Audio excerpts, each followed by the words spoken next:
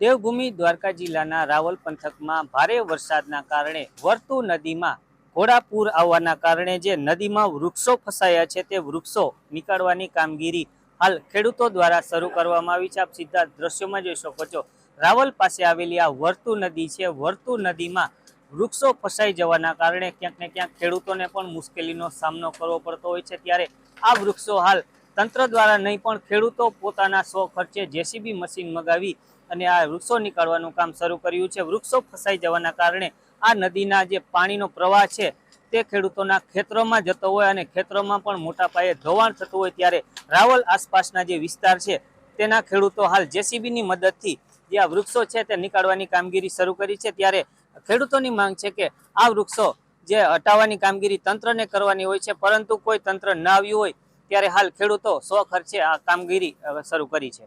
समस्या में एवं है कि आ दर वखते पानी एटलुं आवे, आज 10 वर्ष थया आ पुल ने ऊपर एटला जारी जाखा भराई जाए, कोई तंत्र निंद्रम बेठું कोई हार लेता નથી। અમે પ્રાઇવેટ જીસીબી મગાવીએ, ઓછામાં ઓછું જ્યાર પુલ આવે તો અહીંયા જીસીબી રાખવું પડે અને આ ગઢવવા પડે, અને પુલ ઉપર કડે કડે પાણી જતું હોય તો એ ઉપર નદીથી આથમણી કોર નીચું હોય ને આગમ 7 ફૂટ ઊંચું હોય, આવી પરિસ્થિતિ થાય વારે ફેરે।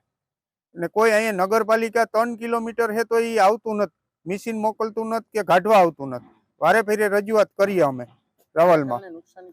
નુકસાની અટાણે આ પાવલમાં ભરાઈ જાય જાડી જાખરા, એટલે એને હિસાબે જ અમારે પૂર ખેતરમાં પાણી બહુ આવે, ધોપાણી એને હિસાબે થયો, અમારો પાક ફેલ એમ થયો।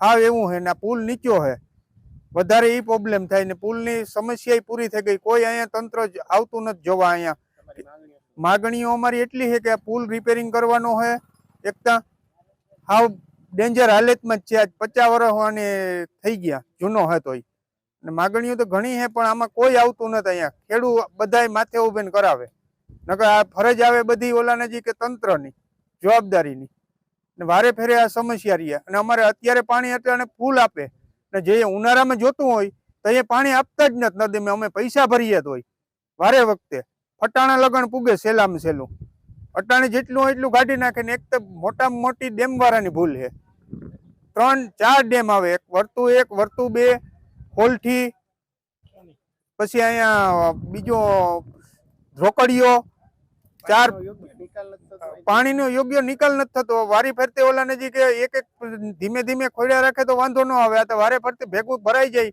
95 થી 90% અને પછી પાણી કાઢે અને ભેગાથી દરવાજા ઉપાડે, એટલે અમે ક્યાં જઈએ? ખબર જ છે એટલે તો હવામાન વાળા આપે જ આગાહી કે તમને એટલો ટાઈમે વરસાદ આવવાનો હોય, તમે જાગતા રહીજો, તો અમારે જાગવાનું, એ તો હુઈ જ જાય હાવ નિંદ્રામાં જ। અમે કેટલુંક જાગીને થાકી ગયા, હવે આનાથી થાકી ગયા, ખેતીથી કંટાળી ગયા હવે।